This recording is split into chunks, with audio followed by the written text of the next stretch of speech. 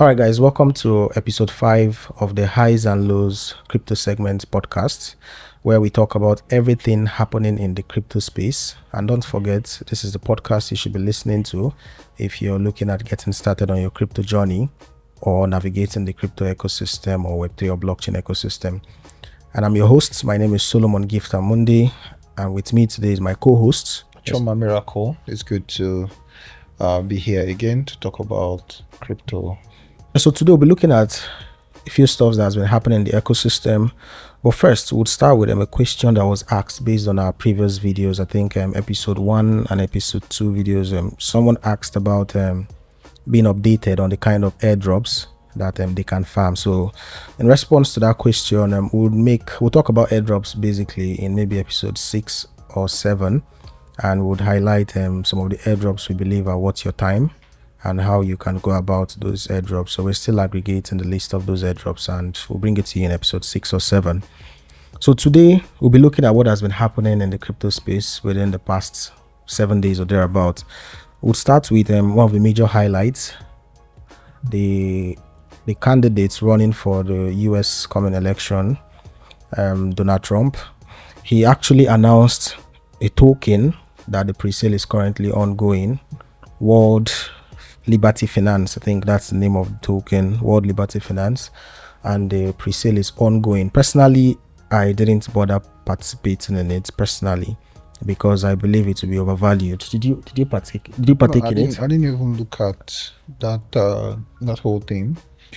I've not looked at it at all. It's quite funny. I don't even know what they want to use the money for, because basically it's not, I don't think it's for the good of crypto itself if they raise that money. But it's the election season, so anything to make the crypto bros excited and happy. Launching a token and maybe a few persons making good money from the token, the excitement, or the president to be endorsing the United crypto. States is hosting a token sale, right? A candidate like Donald Trump is holding a token sale. It would be quite exciting because if he wins, crypto to the moon, the whole excitement about it. So I think that's the game that's being played. So what do you think is like the negative impact of this? It depends when if the token launches and it dumps drastically, it will be like, Trump rock pulled us, something like that. But I think we just checked before we started it, but the site was down. They've crashed the site, so based on multiple requests. Right. So I also saw someone, I don't know how true it is, the guy was saying he lost his wallet was drained.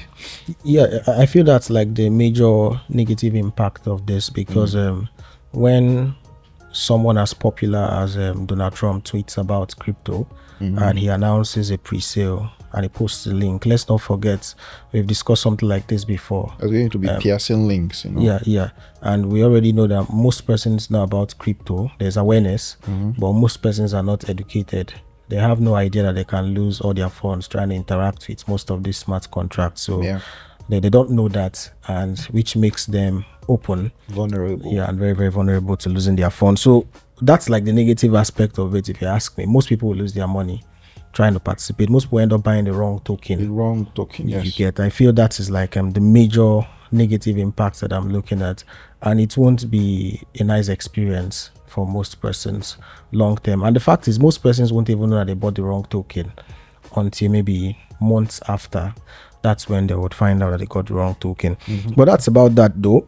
Next, the next major highlights we're seeing is we saw SU ecosystem, the token, the native token, went above $2. Right. I think about 2.2 or thereabouts. That was a new all-time high for SU. For SU, which was really, really interesting. Now the FDV is around 20 million. Sorry. 20 billion.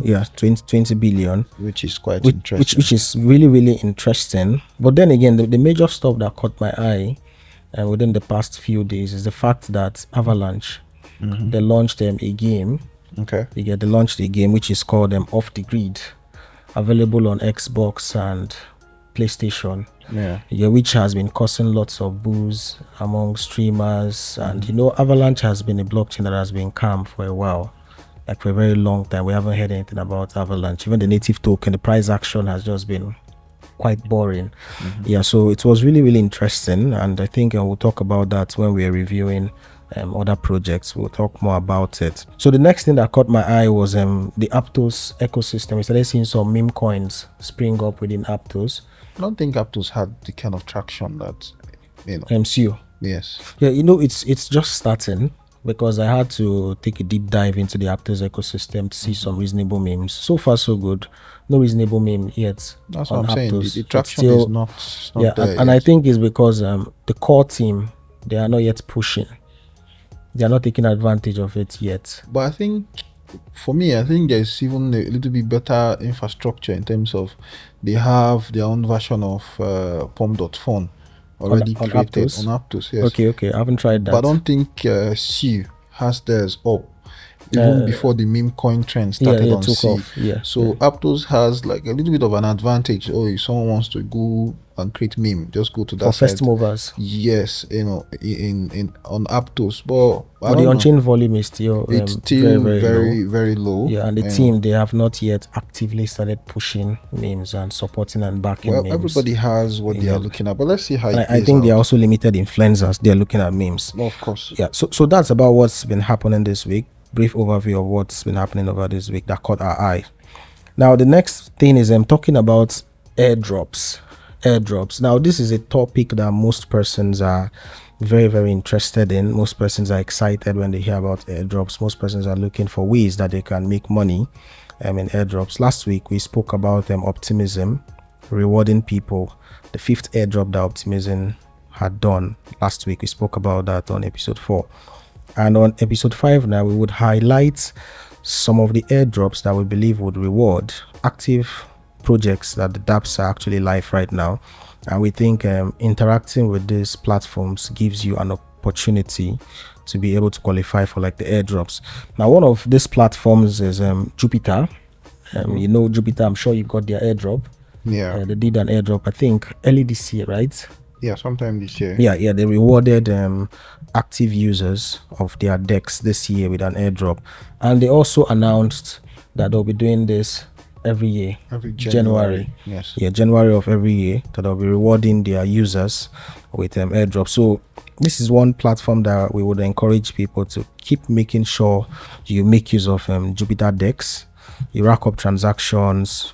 Try to make sure you do stuffs like staking. You stake the native token. You make use of like their limit order features and some other features that they have there, just to make sure at least you build up volume and you qualify, because it's a no-brainer that come January or February they'll be doing another phase of the airdrop. So you should position yourself, and it's also a project that is very profitable and they are doing very well and expanding very, very fast. The next project to be talking about, still about airdrop, that has the potential to like give airdrop, is Phantom. Phantom has been existing as a DEX. Sorry, it's not a DEX, it's a wallet. A wallet that was formed based on the Solana ecosystem.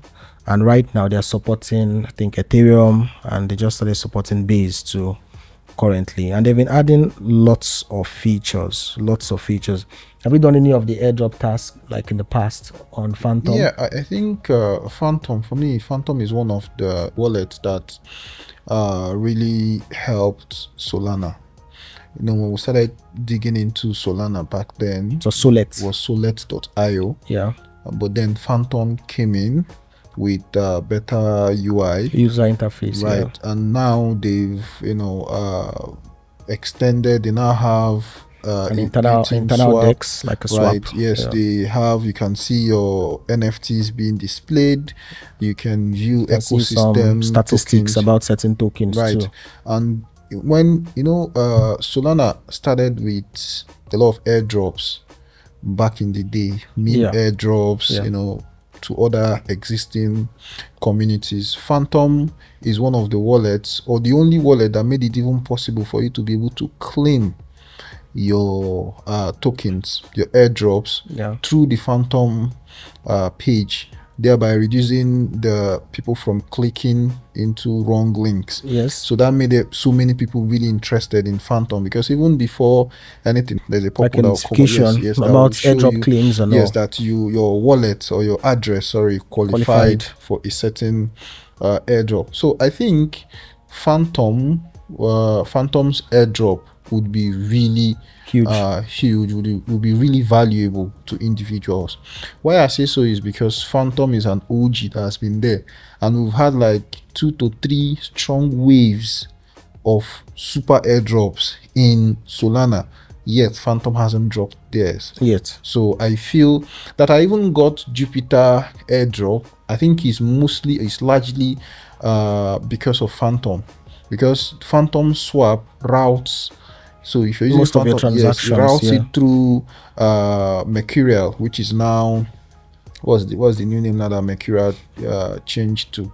They rebranded. I think it's Meteora. Meteora, Yeah, yes. Meteora. Mercurial rebranded to Meteora.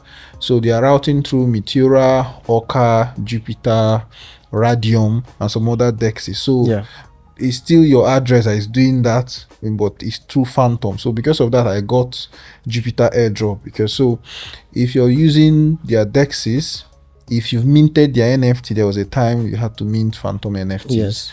And then some other dapps too that they were also, because in that wallet they have a quest. Yeah, there was a quest earlier this year. There's the a first quest quarter page. of this year. So you interact with those. It's like reasonable quests, not those ones where you have to go and follow someone's Twitter and all. Yeah. Those quests were more like interact on-chain with quests, dapps and all that stuff. So I feel their airdrop will be worth massive. it. Yes. Yeah. So would encourage everyone, pay attention to Phantom. Try to make use of most of the features. They make use of their in-app swap. Try and do that. They have a new feature, the username feature. Try and create the username. Yes. Try out some transactions with the username you get, and also try and make use of other chains that Phantom currently supports. For example, they just started supporting Base. So try and do all of this. Most likely, all of this should make you eligible for the Phantom airdrop whenever it happens. Now, we're not expecting this to happen this year. It can happen anytime. Probably even 2025 or 2026, we don't know, but we're just giving you a list of possible platforms that can reward you with airdrops and how to position yourself. Next is owallet. Owallet is the next platform that we believe that they would reward with an airdrop in the future. So talking about owallet is actually a wallet supporting the Cosmos ecosystem. It started with supporting Ori blockchain, and it is built by the Ori core team, supporting Ori blockchain, and right now it's supporting almost all of the blockchains on the Cosmos ecosystem, and it also supports some EVM chains like Binance Smart Chain and also Ethereum. It supports that. Now talking about owallet, they currently have an internal swap similar to what Phantom is doing, and we would encourage you basically to try using this internal swap to like carry out some transactions and some swaps within, and also have like an O bridge, which you can also take advantage of to bridge between different blockchains, Cosmos blockchains and some EVM chains too. So we believe you should try out some of these tasks, not really tasks per se, but try out some of these on-chain activities, and most likely to qualify you for owallet airdrop whenever it happens. I think this kind of interactions is the best if you want to get really valuable airdrops. Yeah. There's this Nigerian saying that person will go help you, no go stress you. Truly. Right? So these kind of on-chain activity where just make some swaps, just on-chain activity, visit a certain page, support them in terms of interacting with their dApp. Yeah. Rewards better. Now, when you even do it you have much more curiosity about what's happening on their chain, like Ori chain and owallet. We've been using owallet till they made one huge upgrade I think we started using owallet in 2022. Yeah, so now they made one huge update that it really changed the wallet, the whole interface, everything. Yes, so now they've actually even done another upgrade to this. That's really nice. You're staking from their wallet because you're interested in the ecosystem, so you're doing staking. I think they also have a validator now. Yes, yeah, you're staking from their wallet. You know, you're claiming tokens, adding tokens on their wallet and all that stuff.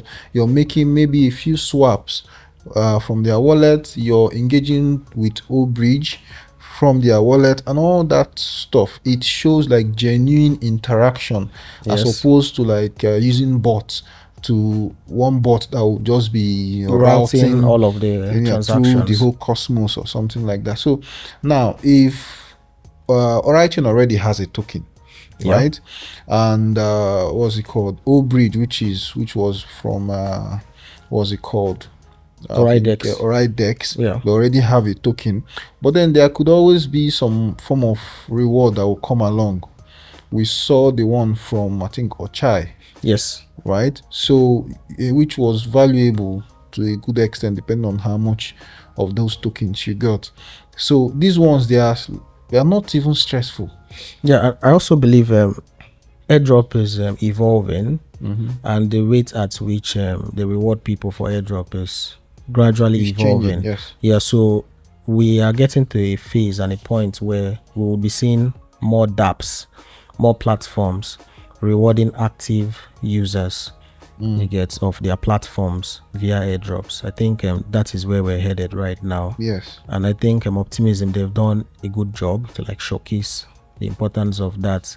I think also Pyth, too. Yeah, the Pyth network. Yeah, Pyth, they did a good job to also showcase that, rewarding most of the dapps that incorporated their technology. Yeah, they gave them good rewards. So I believe we'll see more and more of stuff like that happening. So generally, which was why we said last time, and would still say it again, it's better for you to, when interacting with the blockchain ecosystem, it's better to focus on on-chain transactions rather than centralized exchanges, because you stand to gain very little from centralized exchanges. Even this conversation about using bots.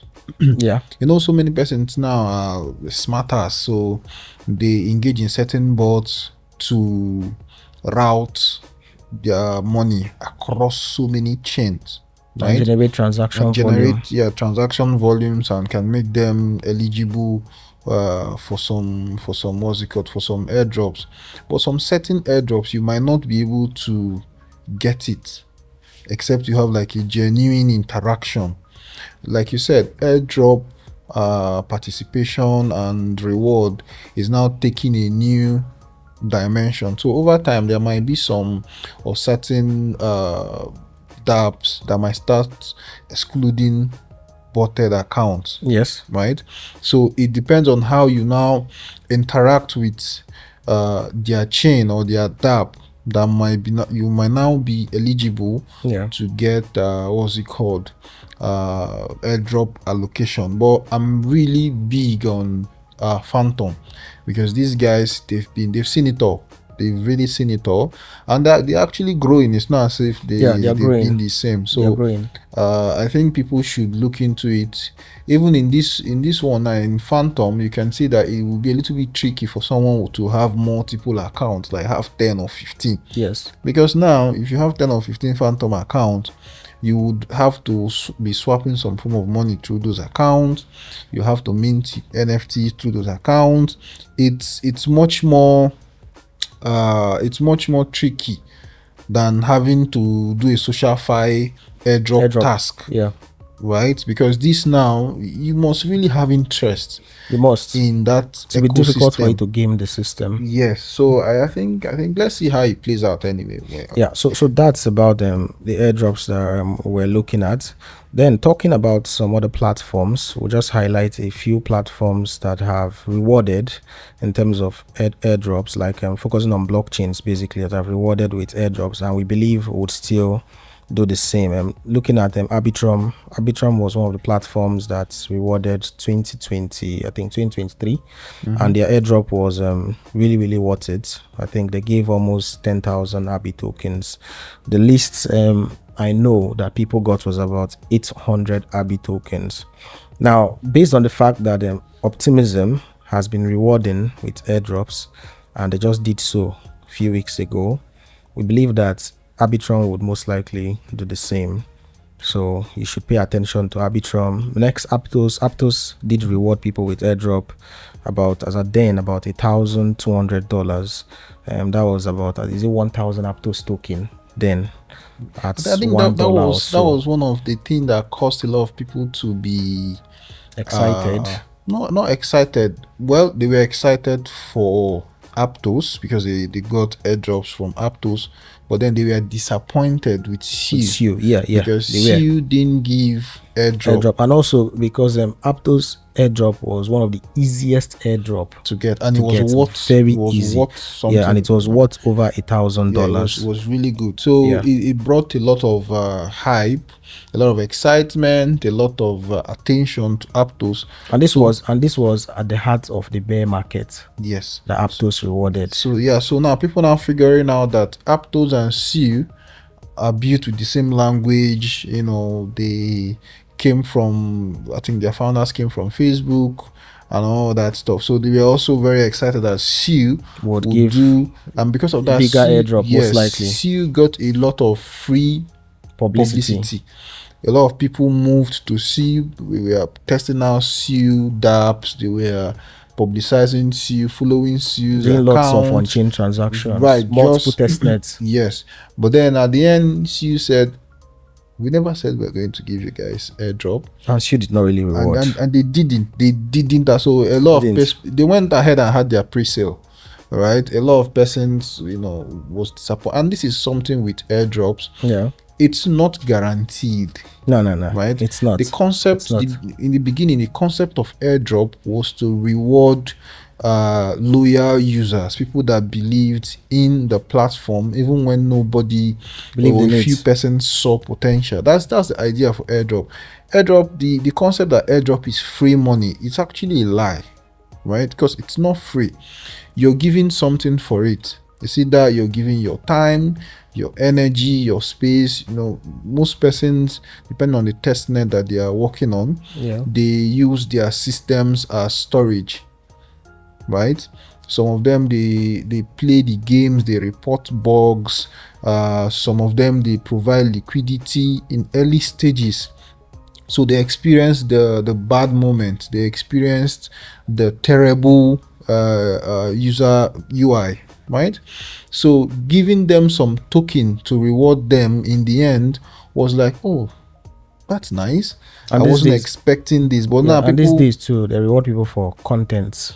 Yeah, I think the likes of what's it called, Alice and devs too that contributed to the. That's the idea. That's the idea of what's it called, airdrops, because it's a community thing. It's a decentralized stuff. People invest their time with no expectation of pay. All right, some people they help contribute to GitHub. Some they review codes. Some they test out dapps. A whole lot of things, right? So in the end, when the whole thing becomes a success and is gaining traction, they now say, oh, these addresses, these people, they were with us. So how do we reward them? Oh, let's give them some of these tokens. Yeah. Right. Now, we were talking about what's it called? Content. Yeah. There are some, like Alice now made a comment that soon they will start doing what they call user-generated content for their publicity. So, you know, people that play games and they stream it. So these days now they are going to now find a way to airdrop them. Yes, incentivize them to play your game, record you playing your game, share it on your social media handle so that people see how interesting this game is. People see how maybe easy or difficult or exciting or rewarding, you know, see the gameplay, the graphics, the strategy, and then you can, you know, get some airdrops for it. You can, you know, be paid basically doing that. Yes, you gain in-game money, but also the company itself has like an incentive package for you guys. So imagine someone doing all that, enjoying the game, and then still getting paid by the company to do something like so. Yeah, which makes sense because ideally the money that they are now reallocating as airdrop to the Yeah. players of the game is something they would have given to maybe some influencers. Yes. You get to post and talk about the do it. project, which is not bad. Which most of the time those influencers doesn't even have core knowledge of these dapps.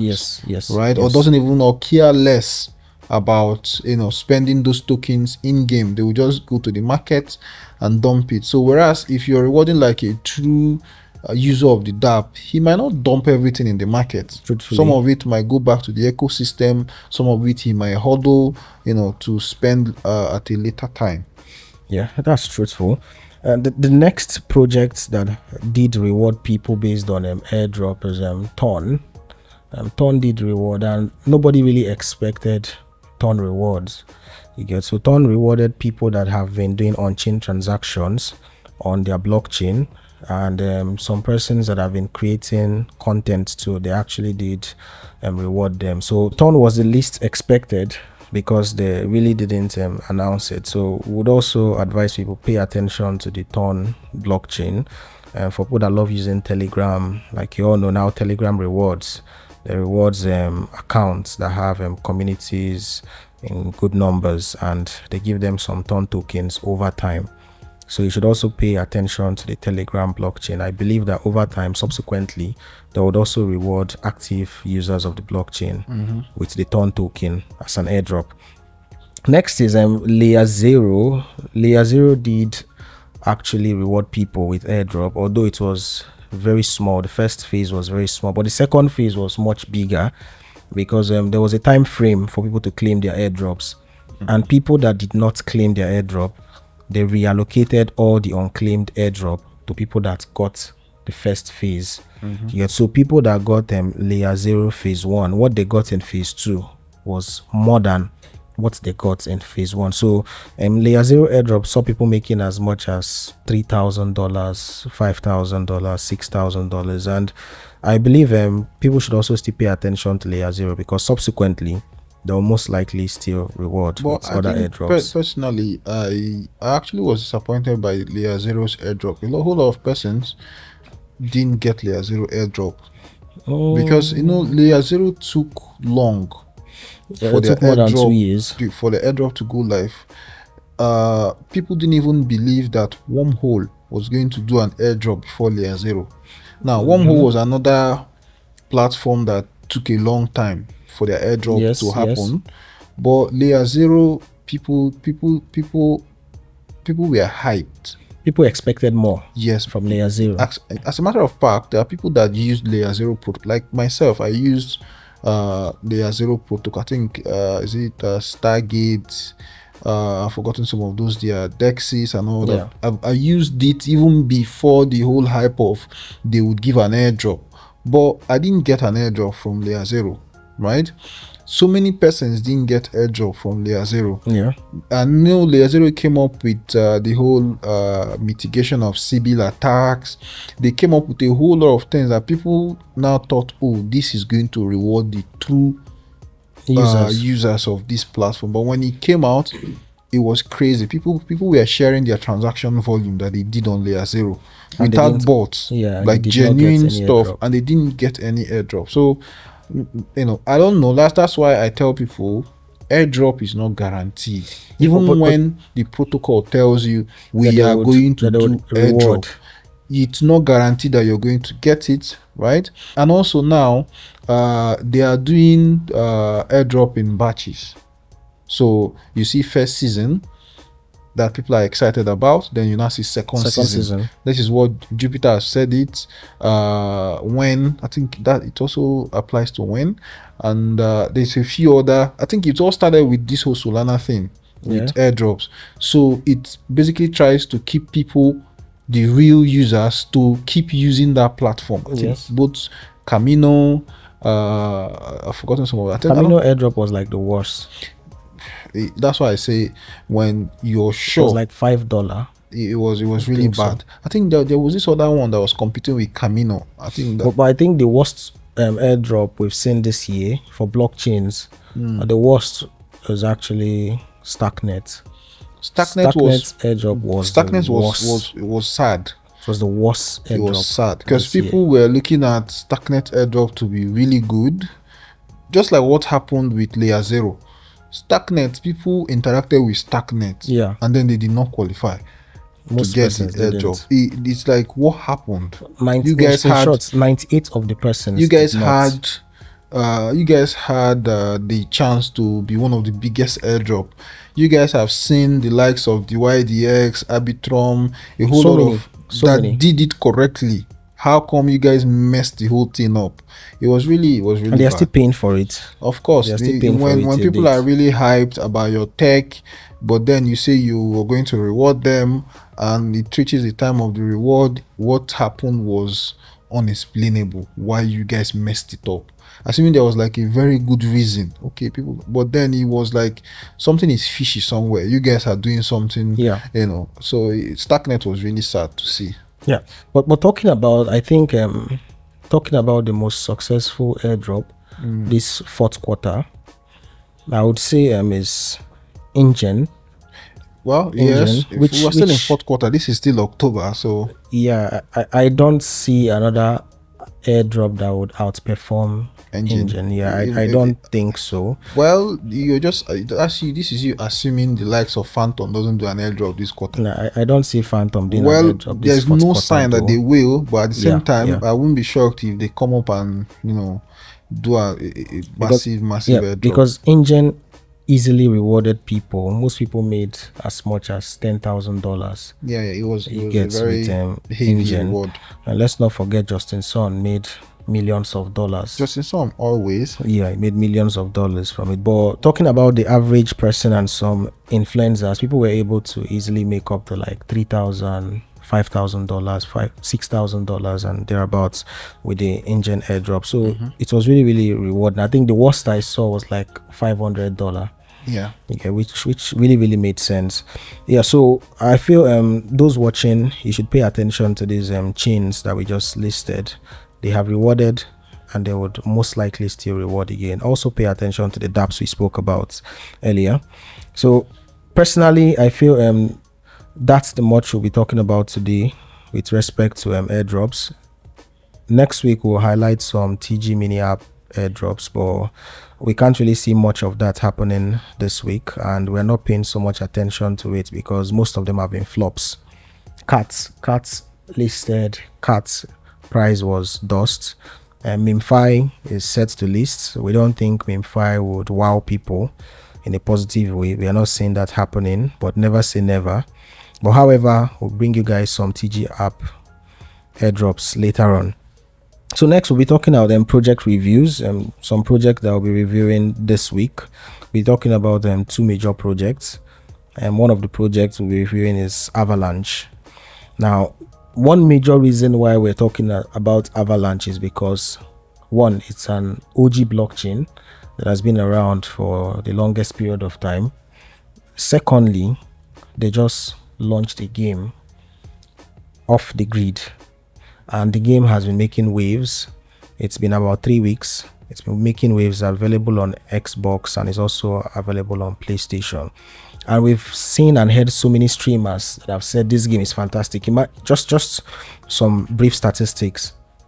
Within the past 3 weeks of Avalanche launching this game, based on people that have downloaded the game and tried to play the game, they have almost 6 million new wallets that have been created and thousands of transactions that have been created on chain based on playing this game. And we have seen some famous streamers come out and say a game like this makes it easier for people to earn while playing games. It makes it way easier for most players. So breaking down this game and trying to like predict the impact it will have on the Avalanche blockchain, what do you think? Well, Avalanche, when they introduced the concept of their subnets, one knew that these guys are really ready for growth. So because the concept of the subnet is reduced fee or even sometimes gasless transactions, and then the ability for dapps to scale without having issues. So you can have a dapp that has a spike in transactions or user volume, but then it doesn't affect any other dApp, right? This is almost the same concept that we are seeing with Chromia's AppNet. Yeah. So Avalanche's subnet is more of a modular custom blockchain, right? Yeah. Where you can run your dApp and scale, if I may use the word infinitely, right? So by them doing that, you can now have blockchain games that are, or dApps that are heavy, right? DeFi protocols. Yeah. You can now have people experience what it feels like to have a Web2 game, a Web2 feel, but it's run on the blockchain. So it's been long coming, because we've had the likes of Krabada, which failed. Yes, we had DeFi Kingdom, right? These are like games that had their own subnets. Yeah, very now, solid games, but right. We failed. also had the likes of for DeFi, I can't remember, I've forgotten the other one, that they had their own subnets. So for us to see off the grid using Avalanche subnet and is making the waves now, it also would make other people to start to go into building their dApps on Avalanche, on Avalanche subnet. So it's quite interesting to see, though they have a different approach in terms of blockchain architecture. It's the same thing with Chromia having its appnet. Your appnet is like a custom blockchain, right, that can scale without even disturbing the Chromia itself. So your subnet on Avalanche can scale without even disturbing the Avalanche mainnet. Right. So it's quite interesting to see, and we know what happened with what's it called in terms of blockchain games. What happened in the last circle with Axie Infinity. So Avalanche, the likes of Avalanche and Chromia, they are coming in with this whole concept of user ownership, player ownership. So you own the assets that you're playing with. So your in-game characters are owned by you. You can build them as you want. You can sell them if you want to and earn money while playing these games. Everything in your game is owned by you. You can sell it. There's a marketplace for it. You could, in some games, you can rent it and someone else can use it and pay you rent while using it. So we are going into the world of user-generated content, user ownership, and the real play to earn, right? So let's see how this whole thing plays out. Well, I would say it's pretty exciting for the Avalanche ecosystem. Because it's a full-blown ecosystem, and the price action of the token hasn't been so impressive this for Avalanche itself. This year it hasn't been. We saw what happened with CU. CU is hitting all-time high because of the whole meme craze. And right now, CU is more valuable than Avalanche in terms of FDV. Avalanche is around this our ecosystem is not rational. Remember, there was a time valuation of Doge was way better than valuation of very good blockchains. So So I would say this game launching on Avalanche, it brings in positive hype, and also it brings in interest from both gamers and investors. So right now, what people should be looking at is how they can take advantage of this. We have the Avalanche native token sitting around $27 and almost $12 billion FDV. We have some dexes on Avalanche that are doing very well. We have Trader Joe. We have Pangolin. So I feel this is a time for people to start looking at investing in some of these dApps and dexes. And at the same time, I don't think people should get overhyped. If you notice, we almost had a meme rally on Avalanche earlier this year. Their fund. Earlier this year when they announced their support for meme coins. But that was short-lived. Lasted for barely a week or 2 weeks. So I think this is also an opportunity for people to pay attention to maybe one or two memes on Avalanche. They do have just one solid meme that I know of on Avalanche, which is COQ Ino. COQINI, which is around $100 million FTV, for a blockchain that they have publicly announced their support for memes, and we can see how they surprised everyone with the game they've been building for a while, and everyone is impressed. I think people should start DCAing into their meme too. You never can tell what they're planning.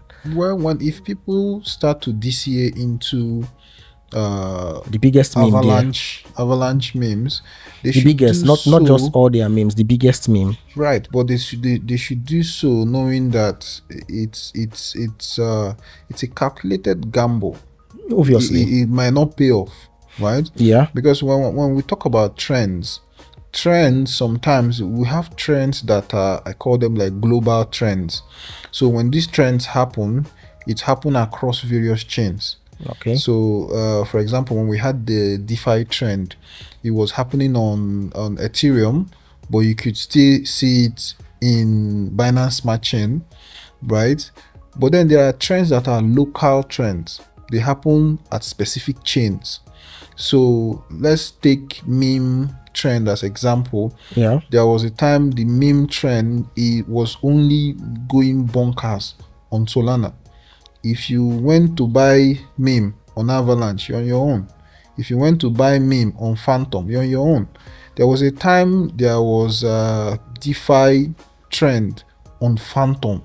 If you wanted to make money, yes, it's Phantom. So we saw crazy APYs on Phantom DeFi protocols.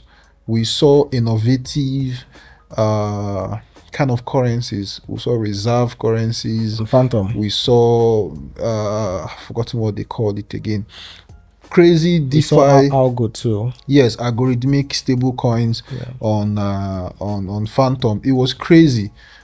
There was a time to also had the meme rally on Terra Luna.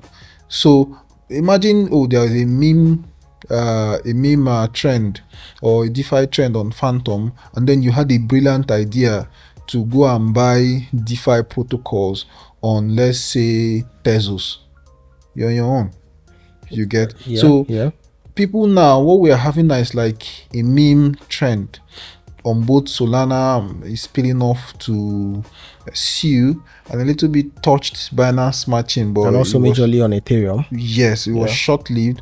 So if people are looking at there's this game stuff that happened on Avalanche, maybe I should look into Avalanche ecosystem and buy a little bit of meme, you're going out on a limb, right? It could pay off or it might not pay off, depending. But for me, I would say people should also go and look at if there are like successful games or games that are being built in Avalanche, and take note of them. Because one thing we know in this industry is sometimes it takes one very successful narrative to work, and then you now start seeing like a ripple effect. But at the same time too, depending on how the market is, there might be like a trend that is happening, that is something big that is outside that trend happened. Nothing happened. That trend doesn't change. Okay. So for me, Avalanche is a good chain. Avalanche has been there for a very, considerably a very long time, probably as long as Binance Smart Chain. Yeah. But like you said before, they had a fund for meme that really didn't take off strongly. And I think they have paused in that area. Aspect, yes. But that doesn't mean, like I said, they might still be working behind the scene. Well, so they might come up with something surprising. We never can tell. Don't forget that when we have these conversations, there was a time we've had the conversations about niche specific blockchains. There are blockchains that are niche specific. Yeah. But then from time to time, based on market reaction, they might want to bend a little bit to the market. But then over time, they will still revert back to what they know or what they built their chain to do. Now, some niche specific blockchains are like Phantom. Phantom was built for DeFi. That was why we saw a whole lot of DeFi activities. Same with Terra Luna for DeFi. Yes. Now, if we look at the likes of Chromia, they are tilting towards gaming and NFTs. All right. So we need to have these in mind. So Chromia Chromia's what's it called? Developers might come up and say, "Oh, we have a fund for meme." They might have looked at it from maybe the financial or volume aspect of it and be like, "Oh, there's money in trading memes or getting people to use the chain." But probably if push comes to shove, they will still go back to their narrative of, we are big on games, we are big on NFTs. Now, for example, probably out of topic, we've seen Uniswap come up to say they want a uni chain, want to build their own chain. Why? Because they figured out they are making money for Ethereum, so they want to have their chain where all the value goes to them, right? So in some of these chains, Avalanche was big on their sub chain, on their subnet. They were really big. That's the bull market. Now most of us didn't even really understand what that subnet was all about, but they were really pushing it. All their effort was towards it, establishing a custom blockchain where it's highly scalable. So for them to come up and say, "Oh, we have a fund for memes," they might have looked at it and be like, "What fun way can we get people to discover our tech?" So okay, let's see if we can have a fund. But then it might now be a little bit distracting for the team. No, let's go back to the drawing board. Same thing, we saw similar thing with Chromia. Be like, "Oh, there was a time it was the multiverse, the metaverse, sorry." Chromia had a fund, I think $80 million fund for the metaverse. But when that craze died down, Chromia said, "Oh, let's pause this thing and focus mainly on mainnet and get the mainnet out." So when people are, I tell people, work with the trend. Yes, you can always do your research and be prepared for what you assume will be the next trend, but don't fight the trend and understand that we have niche specific blockchains. Not all blockchains are equal. There are blockchains that they were created to do something, a particular thing, very well. Okay, so that's it. Talking about, still on project review, I'm talking about Uniswap.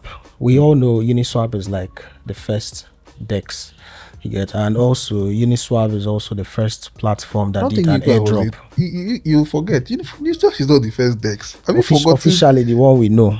That's the first AMM. Yes. To actually work. And that has still been successful till date. Till now, yes, right? Yes. Don't forget we were trading Ether Delta. And that one, they are dead. They are no longer working. Yes, but then it was Ether Delta and it was an order book DEX. That we were trading back then. It was Ether Delta that made it possible for you to know that you can actually trade on chain. So it was like the mistakes of Ether Delta. Uniswap looked at it and said, "No, order book DEX won't work. Let's go to do AMM." But down the line, we saw the likes of Serum on Solana come out to be like, order book DEX is the best. Now we're now seeing the likes of Fin on Kujira. We're now seeing CCY on Chromia and all that doing like serious order books to come out. Order books is the best. Place your orders. You can see other people's orders. You can. So but Uniswap is making a shitload of money for Ethereum, so that's why they're now considering to be their own chain. So much money, but then again, we all know that they are the first platform that did like an airdrop. Uniswap? Yes. A very profitable airdrop. But don't forget, before them, airdrop. It was SushiSwap. No, I think I think Uni dropped before Sushi. No, Uni did not. Sushi was December. No, Uni did not. Don't forget that. No, was it? Okay, Uniswap promised that they were not going to do an airdrop. Right? They were not going to have a token. It's either it was SushiSwap that did theirs or it was 1 inch. But I think it was SushiSwap. I think it was Sushi. I know Sushi did, but Sushi own at first flopped. I think before Sam took over the project. Yes. I know one of them pumped. Yes, one of them. But the one that amounted to something valuable but I think was Uniswap. Uniswap owned a lot of persons enjoyed it because a lot of persons were already using. It was I think $1,000. Is it $3,600? Yes, I think 400. I got 400 Uni tokens back then, so it was like 1,004, 1,003. It was really during the COVID period now, so it was known as what was it called? Is it palliative money or something like that? It was really really nice. Uniswap airdrop was really, really valuable, and the distribution made sense. It was anyone that had done at least one swap on the Uniswap DEX got at least 400 unit tokens. And yes, there were people that got 50,000 unit tokens. Yes.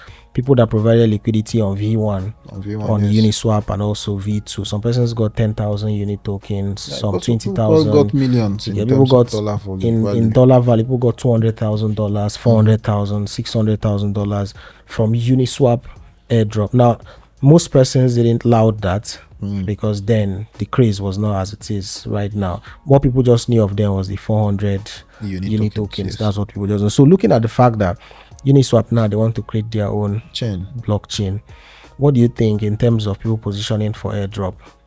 Well, it depends on what they want their chain to do. Their chain might be, I feel it to be majorly based on DeFi. So, well, I don't know. It could work, but mine now, most chains, what they are trying to do is fees, make fees cheaper. The truth about most Ethereum L2s is the fees are not really cheap. Yes, they say it's cheaper when compared to Ethereum. But then why should I interact with your chain if Solana is very good?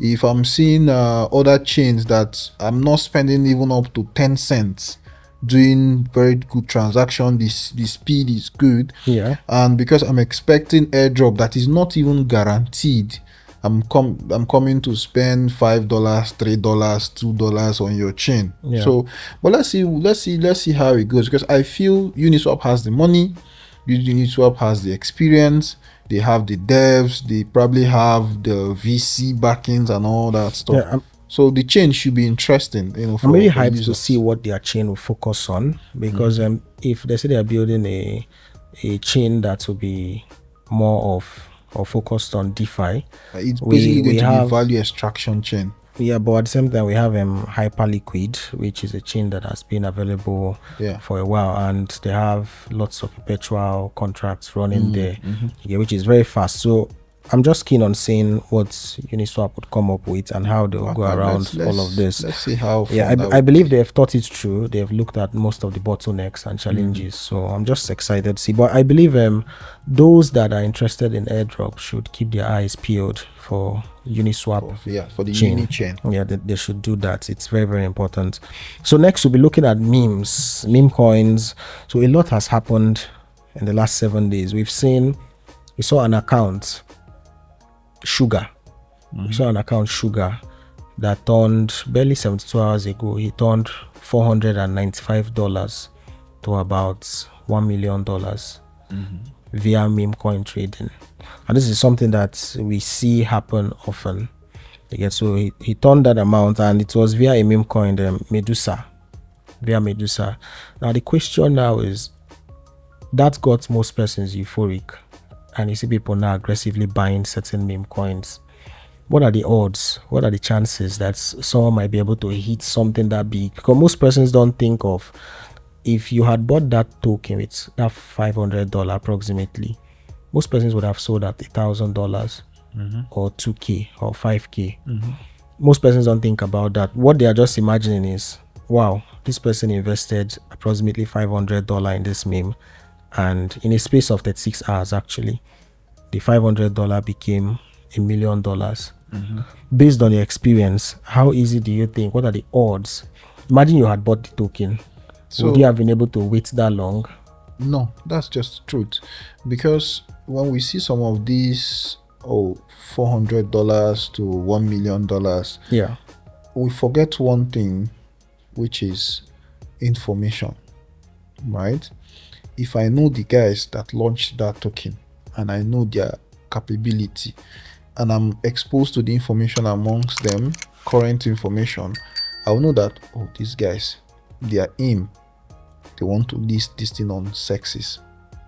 Their aim is to make this token $50 million market cap. And we are even just hitting $1 million market cap, and I'm up 1,000x. So guy, let me say, let this thing even just hit 10 million.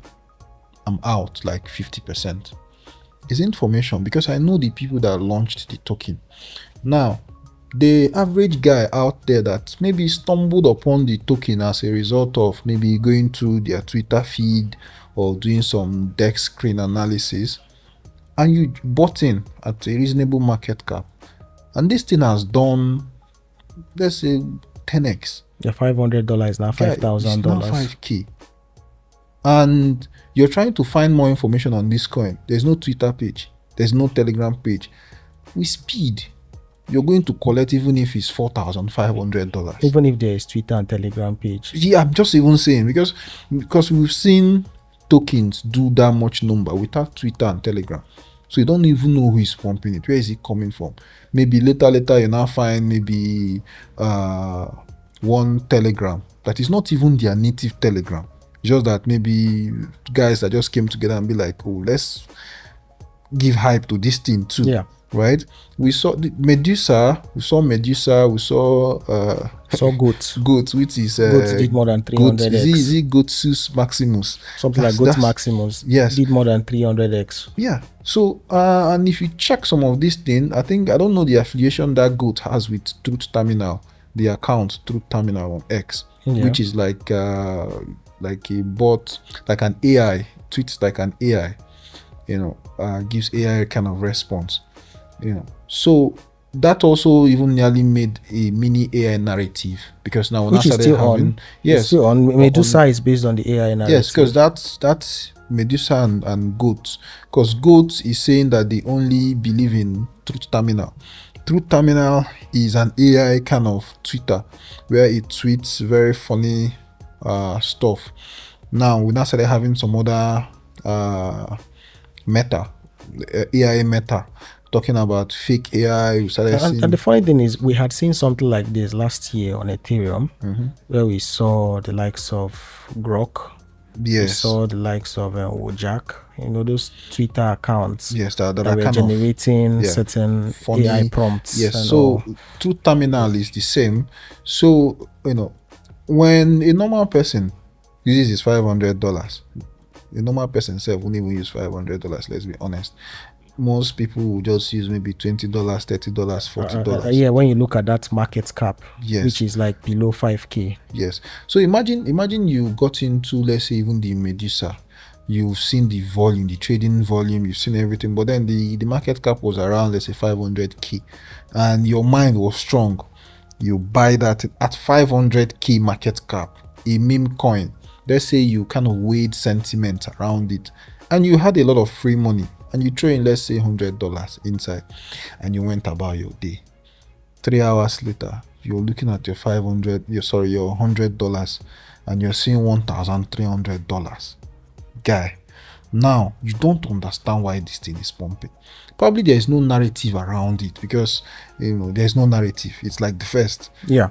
You mean to tell me you're not going to take out a large chunk of that money? At least 80%. Now, why are you taking that 80%? Is because you now have this concept called moon bag, and you've made a shitload of money, so it will not hurt you to leave $100 or $200 in case, right?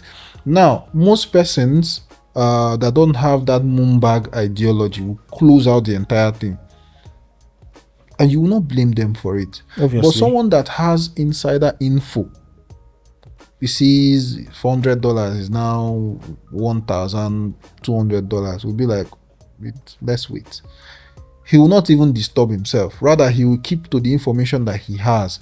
He might even, tell people to buy, encourage people to go buy, because this is a zero-sum game. The more people that buys it, the more you that has bought is in profit. True. Right? So, him seeing $1,000 is like, oh, this has only moved like maybe 10x. Yeah. So, and then he's calculating market cap. This thing needs to hit a certain amount of market cap for me to use this $100 to collect maybe $400,000, $500,000, $600,000. So it's an insider thing. We know it's a cartel thing, right? It's information. So my own is for people that don't know that this thing is a cartel / zero-sum game. So with that your $10, you've come back 2 hours later. $10 is now $250. And you're still holding the goddamn thing, everything. That greed take out something. You don't sometimes, now, sometimes we wake up, you don't know what is pumping this thing. You have no idea. You've searched Twitter, there's no account. You're looking through there is nothing. What is pumping this stuff? What happened? What really news that is pumping this thing?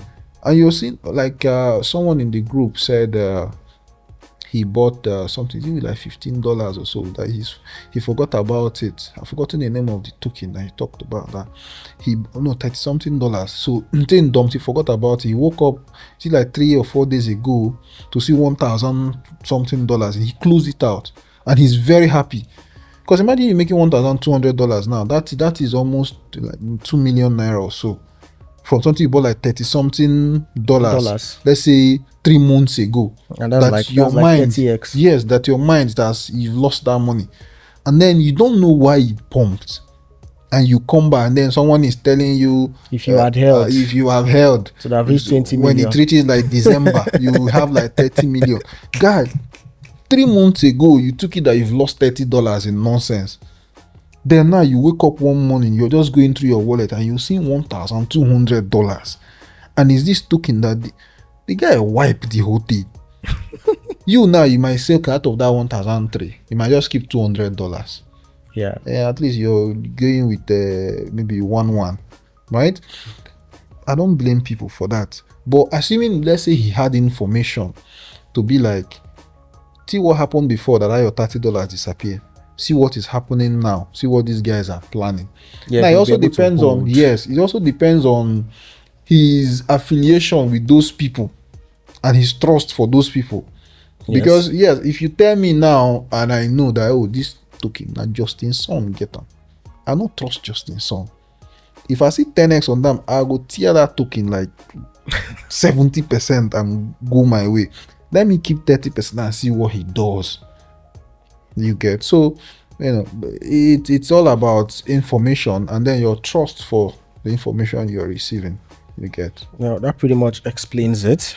So next, talking about some of the calls that we have made on our episode 1 and episode 2. We've made about 3 calls that we're buying based on our trades.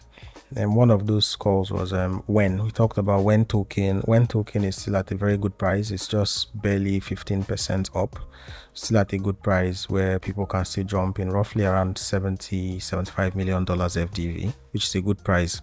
But 2 other projects that we spoke about, one was, these are all memes basically, these are our meme calls. 2 other projects we spoke about, woman yelling at the cat, as WYAC. We talked about that project. It was approximately around $2-3 million FDV. It has done more than 10x. It's hitting almost $50 million FDV. So for those that got, congratulations if you bought it. Then another project that we spoke about, Doge, Department of Government Efficiency. We spoke about that. It was around $5 million FDV. It has also touched $29 million a few hours ago, which is approximately at least 350% profit. So congratulations to those that got those projects, and stay tuned for some other projects that we'll be listing, that we'll be buying. For today, we are not listing any more projects. We are still focusing on when token that we spoke about. On our next episode 6, we'll list some other meme coins that we are buying and that we're also holding. So in case you've missed some other episodes, you can rewatch those episodes and check out. We also spoke about other utility projects that you can purchase and hold long term that we're very bullish on. So you can review our previous episodes or look out for the shorts from those episodes, and you can buy some of those tokens and hold. Mind you, this is not financial advice, so don't take anything we're saying as financial advice. This is just we sharing our trades. So any closing remarks for those watching? People bullish on memes, people bullish on airdrops, people looking for a way to turn $10 to $200,000. Any comments for them? Well, for me, it's still the same thing. Understand it's a zero-sum game. Know when to get in and get out. Even we're still having the meme trend. When we tell people don't trade meme, it's now an old-fashioned statement, because now there's always been money in trading meme. So it's more of trade meme with a strategy. Exactly. Right? It's a zero-sum game. Know when to get in, know when to get out. Know that your favorite influencer might be part of a small cartel that's making these meme coins. So know when to get in, know when to get out. Also, talking about trends, know that we have local trends, we have global trends, we have niche specific blockchains. Just have an idea of what you're doing and have a strategy. Know when to exit. No matter the axis, there is always opportunity in crypto. So that's it from me, basically. Yeah, it's a market with limitless opportunities. Right. So don't forget to take profits from all of your trades. And for those watching, don't forget to share the video for those that want to get started on their crypto journey. And also don't forget to hit the like button and the subscribe button. See you guys on our next episode, which will be our episode 6. All right, guys. Bye.